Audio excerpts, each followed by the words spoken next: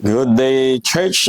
Ngayong araw na ito ay nasa lesson 2 na po tayo ng ating doctrinal lesson. So, ang topic po natin ngayon is about eternal security. Marami po ang nagtatanong, marami po ang nagdidebate tungkol dito sa topic na ito, na habang nandito ba tayo sa lupa ay masisiguro na natin ang ating kaligtasan.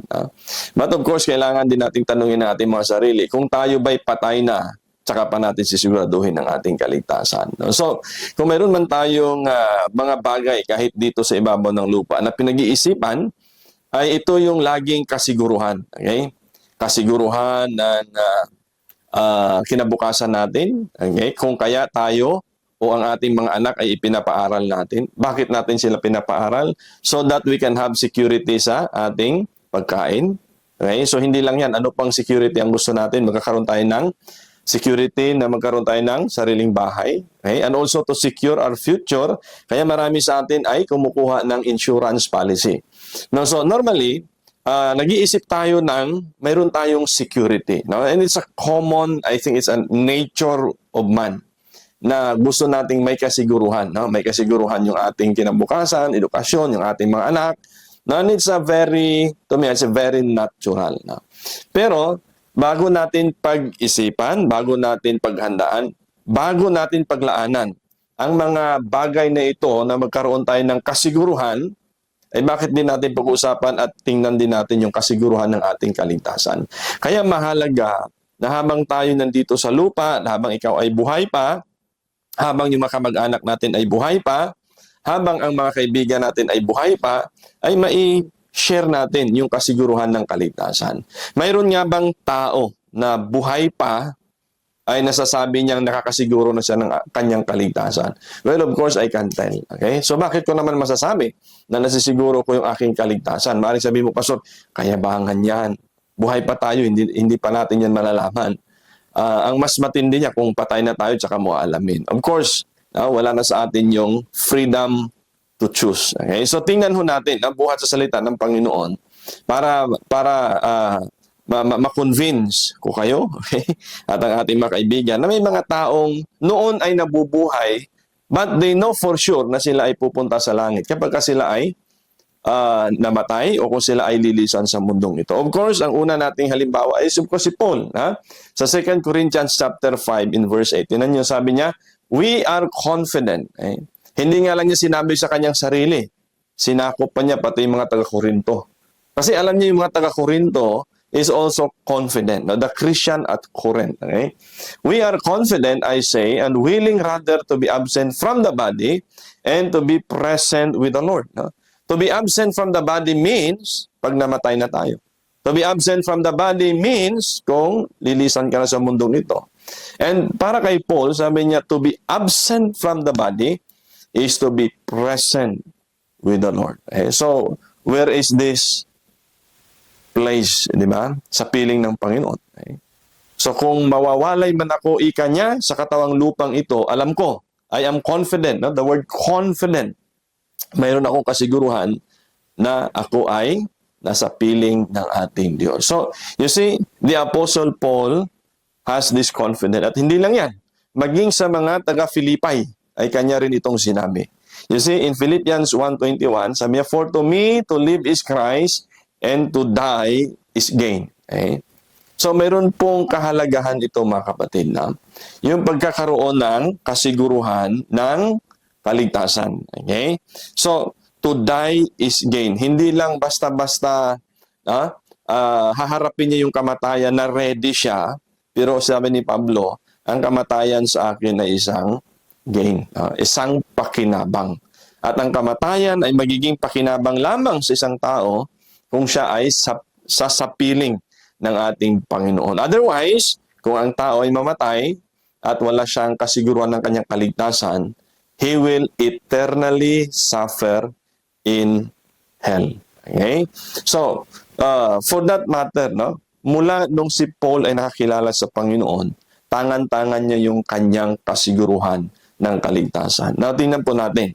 Sa Romans chapter 8 in verse 38. Again, sabi niya, for I am persuaded that neither death, nor life, nor angels, nor principalities, nor powers, nor things present, things to come, nor height, nor depth, nor any other creature shall be able to separate us from the love of God, which is in Christ Jesus our Lord. No?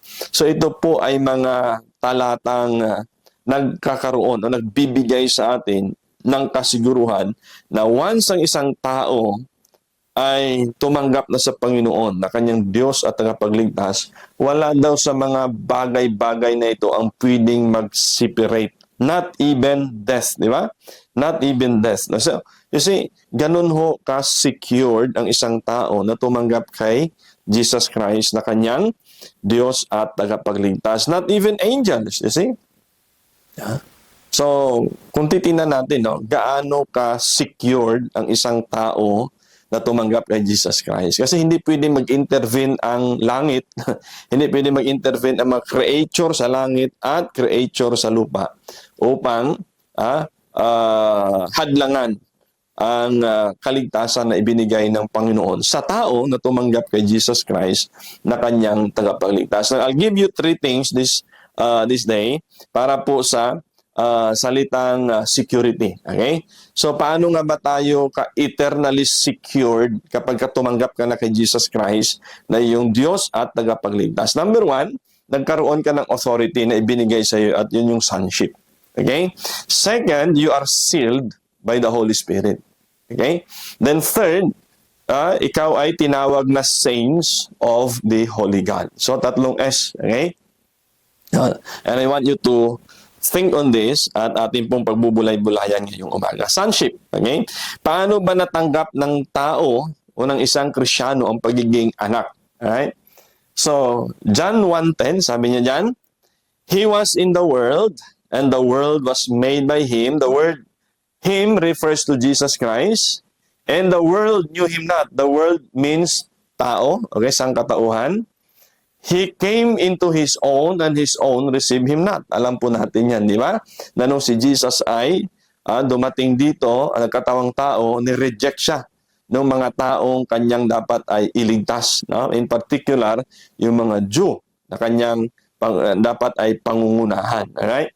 But as many as received Him, to them gave He power to become the sons of God, even to them that believe on His name. Okay? So, sonship. Ang pagiging anak ng Diyos, mga kapatid, mulit-muli, re-remind ko po kayo, hindi lahat ng tao ay anak ng Diyos. Okay? Maliwanag po yan sa John 8:44, kung saan ay tinawag ng Panginoon ang mga Saduceo at Pariseo na mga anak ng ulupong. Okay? Anak ng demonyo. O, diba? Kasi nga, sila ay ayaw sa kabanalan ng Diyos. So, ang pagiging anak ng Diyos o gusto ng isang tao magiging anak ng Diyos, kailangan mong dumaan doon sa proseso. Ano yung proseso? Sabi niya dyan, but as many as receive Him. The word Him refers to Jesus Christ. Kailangan daw tanggapin mo si Kristo so that bibigyan ka ng kapangyarihan na maging anak ng Diyos. Ganun din po sabi sa Galatians, no? For ye are all the children of God by faith in Christ Jesus. Paano tayo naging anak ng Diyos? By faith in Christ Jesus. Okay? So, hindi po yan dahil sa religion natin, hindi po yan dahil sa ginawa natin kung bakit tayo ay naging anak ng Diyos, pero yan ay dahil sa pananampalataya natin kay Kristo na anak ng Diyos. As what I've said earlier, kung tinanggap mo si Jesus Christ na iyong Diyos at tagapagligtas, the God from heaven is seeing the Lord in you na tinanggap mo. Okay? So now, you are declared as what? Children of God. Now, ang tanong, kapag ka ang anak ng Diyos namatay, saan niya dadalhin? Di ba? I think it's a common sense, no? Na kapag ka ang anak ng Diyos, ang kanyang niligtas, ay namatay, of course, dadalhin niya sa kanyang piling. At yan po ang sinabi sa may John chapter 6 in verse 47. Tingnan niyo po. Verily, verily, I say unto you, he that believeth on me hath everlasting life. Ito po ay mga katagang binitiwan ng ating Panginoon. Okay? The word, no? Verily, verily, again I say. Okay? Yun bang ini-emphasize niya, no? That he that believeth on me. Okay? Kasi in those days kasi, pag sinabing naniniwala ka, that means talagang buong puso, buong isip, buong pagkatao mong naniniwala ka. No? Unlike ngayon, no, kapag minsan meron kang kausap na nagtitiwala, parang half yung tiwala, medyo yung tiwala. Pero nung panahong ng ating Panginoon, no, word is very important. Word is very crucial, no? Because your word defines you. Okay? And sa chapter 3 ng John in verse 18, sabi niya, he that believeth on him is not condemned. So, sino to yung him? Si Jesus Christ. So, a person na naniniwala o sumasampalataya sa Kanya is not condemned, but he that believeth not is condemned already. Naalala niyo sa lesson 1 natin, ito po yung example ng dalawang magnanakaw na kasama ng ating Panginoon doon sa cross. Di ba? Yung isa, hindi naniniwala and he is condemned. Pero yung isa, naniwala siya at sabi ng Lord, today, you shall be with me in paradise. So, he is not condemned. So, yung condemnation ay nandoon sa oras na ikaw ay naniwala o hindi nagtiwala. Kaya nga, sabi ko kanina, earlier, na kailan ba natin dapat malalaman ang ating kaligtasan? Pagpatay na tayo or buhay pa? Saan po ba pumapasok ang decision making? Di ba? Habang tayo ay buhay pa. So, kaya nga, sabi niya, noong ikaw ay nagdesisyon na hindi maniwala, you are already condemned. Pero nung nagdesisyon ka naman na magtiwala sa Panginoon, you are not condemned. But, sabi niya, but he that believeth not is condemned already because he hath not believed in the name of the only begotten Son. So, nandun sa oras ng desisyon, o doon sa punto na ikaw ay gumagawa ng iyong desisyon, ang tao ay hahatulan na kaagad. Right?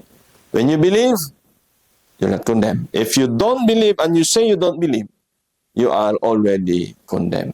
So, but what is believing and receiving? Okay?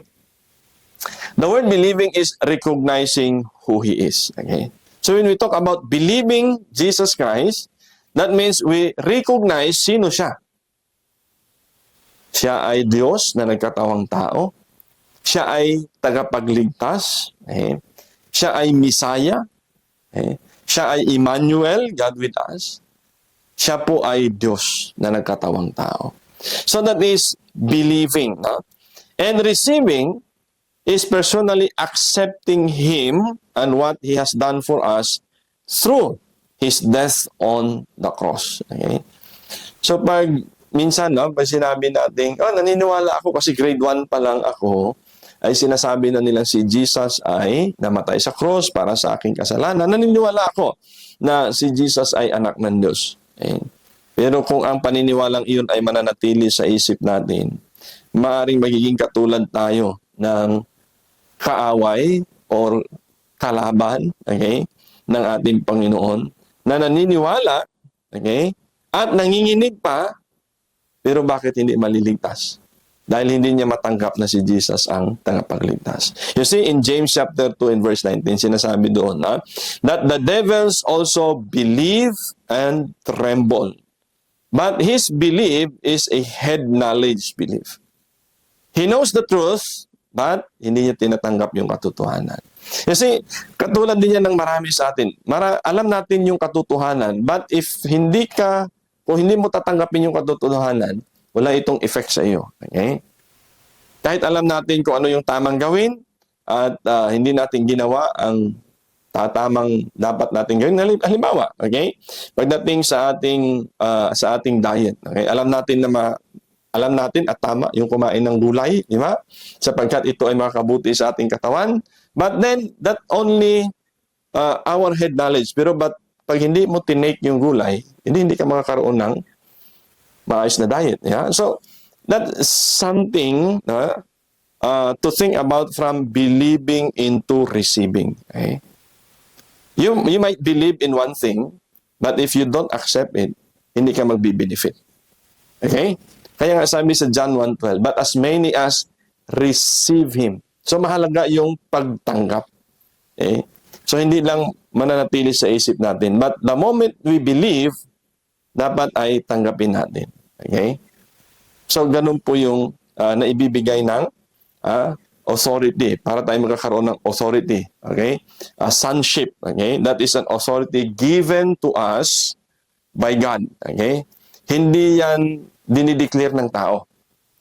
Yan po ay ibinibigay na authority. Okay?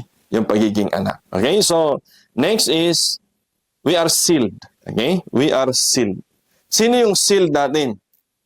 The Holy Spirit. Ano ba yung ibig sabihin ng seal? Di ba? Tanda, tatak. Ibig sabihin, na ikaw ay pagmamay-ari or rather ikaw ay you belong to someone, okay? If you have the seal, di ba, sa mga dokumento natin, kailangan na, kung may seal ng PNP, that means that something belongs to the PNP. Kung may seal yan ng DOTR, that something belongs to DOTR. Kung may seal po yan ng President of the Philippines, that means it belongs to the President. Yeah?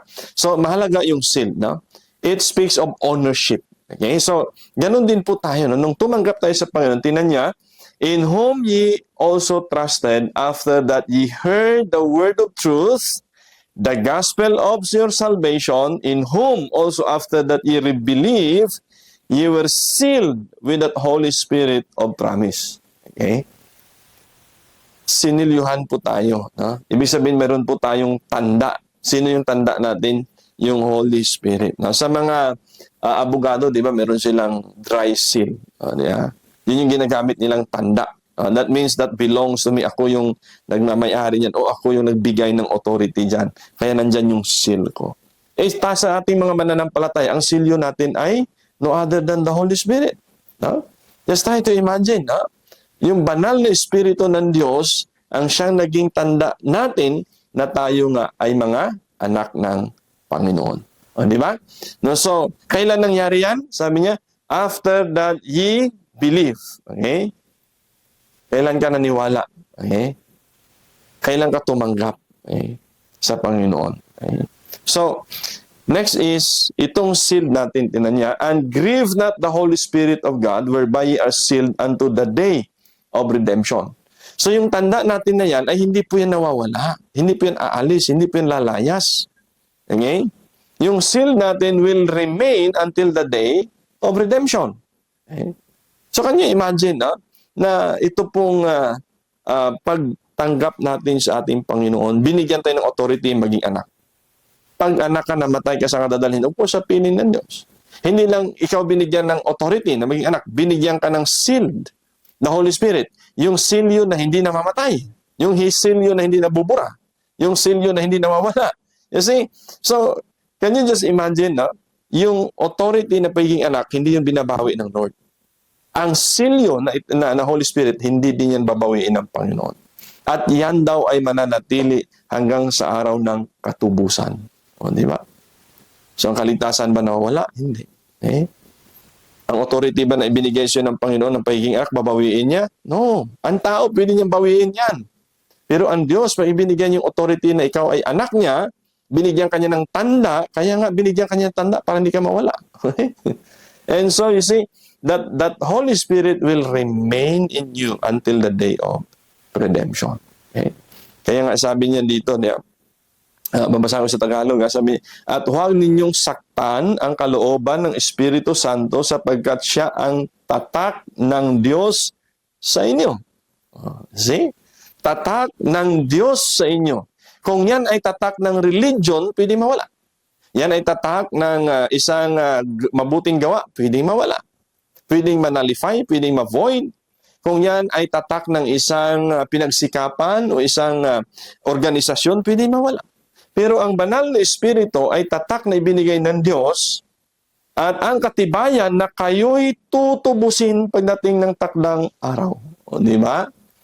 So, pwede bang mawala yung banal na Espiritu? No. He will remain until the day of redemption. Okay? So that what makes us assured of our salvation.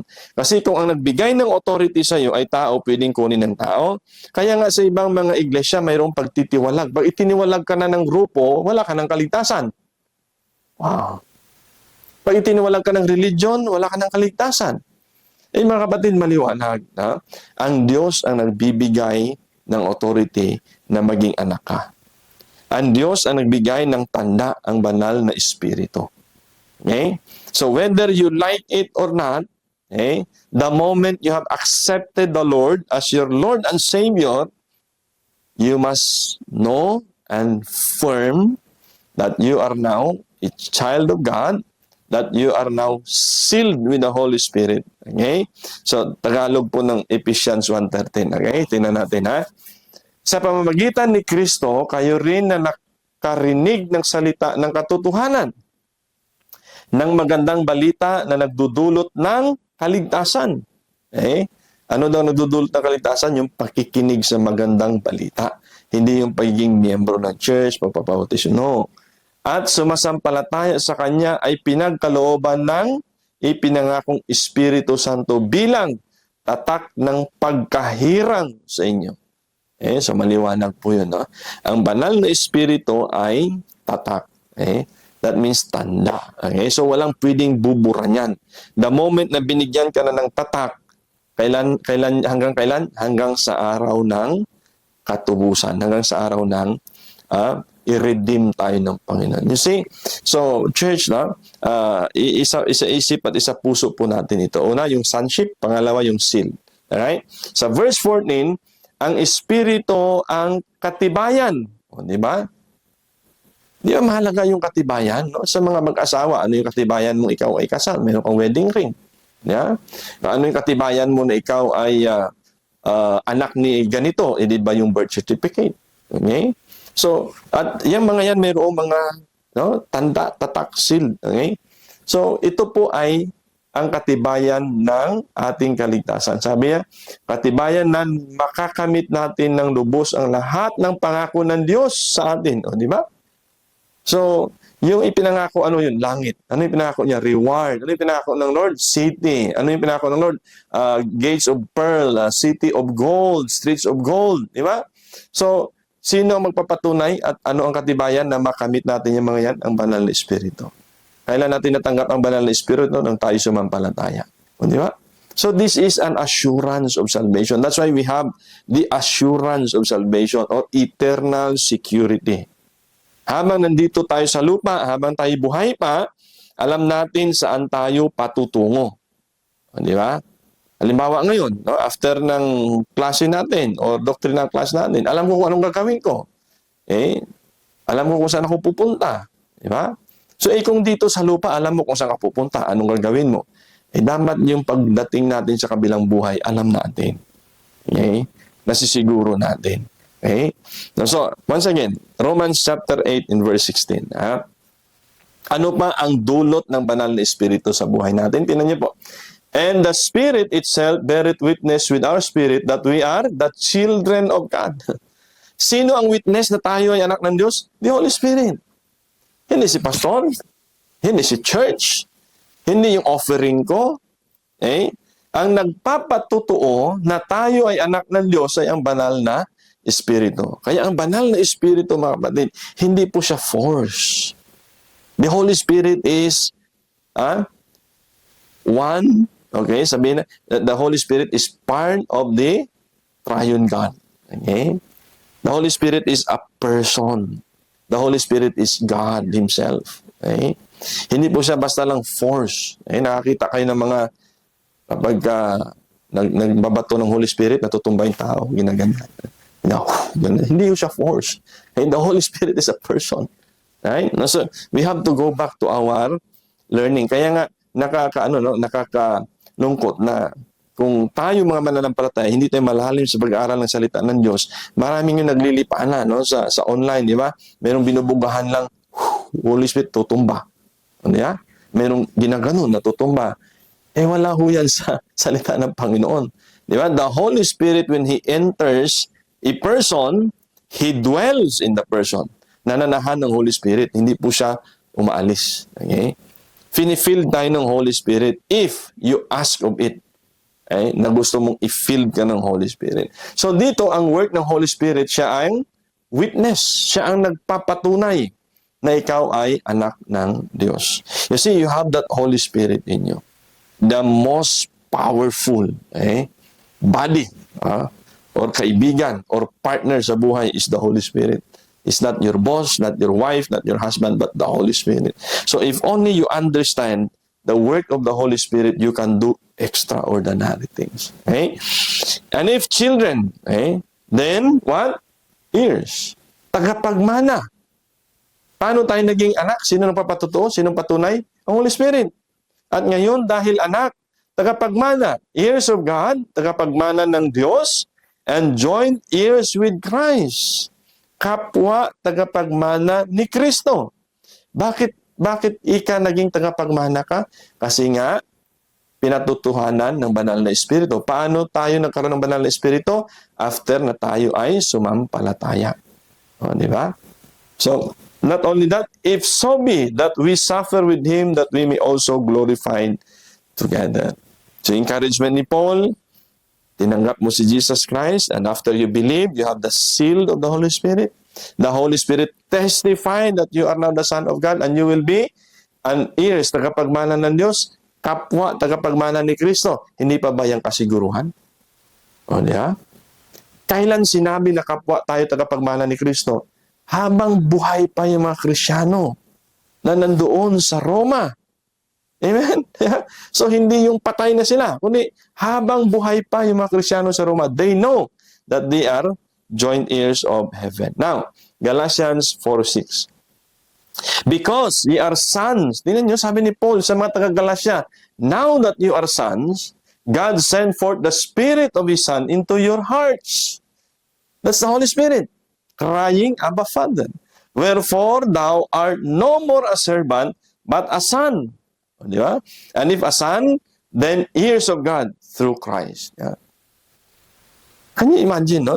Ngayong anak, sabi niya, ngayong kayo'y anak na, then kayo ay tagapagmana ng Diyos sa pamamagitan ni Kristo. Okay.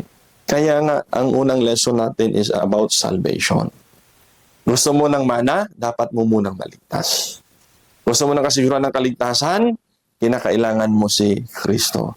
And the moment you have Christ, you have the authority to become son, and you have the what? You have the Holy Spirit as your seal. Right? So number 3, okay, let's talk about the sainthood, okay, or pagiging santos ng banal na Diyos. Siguro by tradition, ang alam nating santos ay yung mga dinideclare ng church na maging santos. Okay? And it takes how many years? Sometimes 100 years bago ang isang tao ay ma-declare na santos. At sa ating pong nakasanayan ay yung mga taong patay na inaalala na may mabubuting gawa, tsaka sila dinideclare na mga santos. No? So, ba't titingnan natin biblically, mga kapatid? No? Sino ba ang dapat i-declare na santos? At sino ang dapat mag-declare na itong tao or certain individual ay santos? Okay? Santos ng Diyos or santos ng relihiyon? Isa pa po yun. Okay? So, pagdating sa pananampalataya at pagdating sa salita ng Diyos, tingnan natin. No? Sa 1 Corinthians chapter 1 in verse 2, the church of God which is at Corinth, to those who have been sanctified in Christ Jesus, okay, tingnan niya, sanctified in Christ Jesus, saints by calling. Okay? Sino yung mga santos na tinatawag? Yung mga pinabanal kay Kristo. O, di ba? Hindi pinabanal ng relihiyon. Hindi pinabanal ng church. Ang santos na dapat kikilalanin ay mga pinabanal ng Diyos. At dito sa kontekstong ito, mga kapatid, mahalaga na maunawaan natin na yung mga santos na kausap ni Paul ay mga buhay. Hindi mga patay. Di ba? So, ngayon, sino ba itong mga santos na tinutukoy ni Paul? No? Sabi, with all who in every place call on the name of our Lord Jesus Christ, their Lord and ours. Oh. Yung mga santos na tinutukoy dito ni Paul ay yung mga tumatawag sa pangalan ng ating Panginoon. Pastor, gaano ba kahalaga ang pagtawag sa pangalan ng Panginoon kung bakit nung panahong iyon ay sila ay mga santos na? Unlike sa panahon natin, na ang pagtawag sa Panginoong Hesus ay parang normal lang, nakasanayan lang, no? Hindi na bago sa atin. But going back to this era, okay, ang kinikilalang king, okay, kinikilalang pinuno noon, walang iba kundi si Caesar, okay, ng Roman. Kasi under sila sa Roman Empire. So, ngayon, kung mayroon kang ibang pangalan na tatawagin bilang hari, bilang Panginoon, bilang master, mga kapatid, it will cost your lives. Okay? Papatayin ka. Okay? So, kaya sa mga oras na ito, pag sinabi nilang, okay, those who call on the name of the Lord are saints. Why? Because they mean it. Okay? Pag sinabi nilang si Kristo yung kanilang King, si Kristo yung kanilang Hari, si Kristo yung kanilang Lord, Master, and Savior, pwede silang patayin. So pag once na tumawag ka sa pangalang Panginoong Hesus noon, you mean it. That means you are really willing to die for that name. So, itong mga sumasampalataya sa pangalang Hesus, sila po yung mga saints kung tawagin. O, di ba? So, ganun din sa panahon natin ngayon. Ha? Kung ikaw ay sumampalataya sa Panginoon, sa pangalan ng Panginoong Hesus, tinanggap mo siya na yung Diyos at tagapagligtas, ang tawag sa iyo ay saints. O, kaya ako, Saint Leo. O, di ba? Hindi nga lang tayo nasanay kasi ang tawagan natin brad, pastor. Pero doon sa kanila, yan nyo, sabi ni Paul, no, yung greetings niya sa church, saints by calling. At hindi lang yan, inulit din niya yan sa Colossians. To the saints and faithful brethren. Marami, plural, may S. Di ba? Alam naman natin. Saints, that means maraming mga santos. Na ang tanong, buhay, patay. O kayo na umunawa. Di ba? Sa mga santos at mga tapat. O, mga nagtatapat, mga buhay, mga nandun sa Colossus, sulat niya ni Paul greetings niya pa lang. Alam nga naman si Paul ay mag-greet doon sa mga patay. Di ba? So, you see, tayo, nung tinanggap natin si Christ, natin Diyos sa tapaglintas, ay binigyan tayo ng ganitong titulo, Saints of God. Okay? Alright, so to the saints and faithful brethren in Christ who are at Colossae, grace to you and peace from God our Father. Okay? So, I hope that we understand and internalize yung kahalagahan ng ating pagtanggap sa Panginoon na nagdulot sa atin ng titulo para tawaging mga santos. Sa Ephesians, ganun din. Paul, an apostle of Christ Jesus, by the will of God, to the saints who are at Ephesus and who are faithful in Christ Jesus. You see, yung mga santos doon, mga tapat, naglilingkod. So, wag nating antayin. In fact, kawawa nga yung ibang mga tao na 100 of years na bago pa sila dineclare ng mga santos. Di ba? Sa atin, meron tayong santos sa Pilipino. Pero ilang taon yun? Almost 400 years yata yun bago sa ma-declare na saints. Kawawa naman, hindi niya alam na siya santos. Patay na, namayapa na. Tsaka pa lang siya na-declare na saints. Whereas, ang Biblia ay nagtuturo sa atin na ang bawat tao, nilalang, individual, na tumanggap kay Kristo ay santos ng Diyos. Right? So ikaw na tumanggap sa Panginoon na yung Diyos na kapagligtas, binigyan ka ng karapatan na maging anak. Binigyan ka ng sealed ng Holy Spirit. Binigyan ka ng titulo na santos. O, di ba? Now, as Peter was traveling sa Acts 9:32, through all those regions, he came down also to the saints who live at Lydda. Yung mga santos na binisita ni Peter, mga buhay. Ngayon, sino yung mga santos na yun? Yun yung mga believers of the Lord Jesus Christ. So mga kapatid, huwag tayo palinlang sa ating tradisyon. Huwag tayong palinlang sa matagal na itinuturo sa atin na yung mga santos na pinupunasan natin, santos na niluluhuran natin, santos na pinapaliguan natin, santos na pinag-aalayan natin. Those people are dead already. And if they don't have Christ in their heart, they are not true saints. Again, let me repeat. If those people didn't have a chance to accept the Lord Jesus Christ as their Lord and personal Savior, they are not true saints. Santos lang sila ng religion, santos lang sila ng church, but they are not saints before the eyes of the Lord. Okay? So, which one would you want? Okay? Yung santos na dineclare ng church o yung santos na dineclare ng Panginoon? Okay? Now, Romans 5:15 rather, verse 25. But now I go unto Jerusalem to minister unto the saints. Sabi ni Paul, pupunta ako sa Jerusalem para magministeryo sa mga santos. Sino yung mga santos? Believers. Magmiministeryo ka ba sa mga taong patay na? Magpipreach ka ba sa mga taong nakahimlay na? Magmiministeryo ka ba doon sa libingan? Di ba? Hindi parang sira ulo si Paul niyan. But sabi niya, I go there to Jerusalem. So I can minister, I can serve, I can preach. Those who are in Jerusalem, the saints of Jerusalem. For it had pleased them of Macedonia and Achaia to make a certain contribution for the poor saints which are at Jerusalem. Nandun sila para tulungan yung mga naghihirap na mga santos. Bakit sila naghihirap? Because for some reason, that they are in need. So ito ngayon sila Paul and other disciples are willing to go down para tulungan. Di ba? Hindi yung punasan. Amen? Hindi bibihisan. Yung mga santos doon kailangan ng tulong. Those are the believers of the Lord. Alright? Now, in Ephesians chapter 2, okay, in verse 18. Tingnan niyo po For through Him, we both have access by one Spirit unto the Father. Through whom? Through Jesus Christ. One Spirit, the Holy Spirit. Okay? Now we have that access to the Father.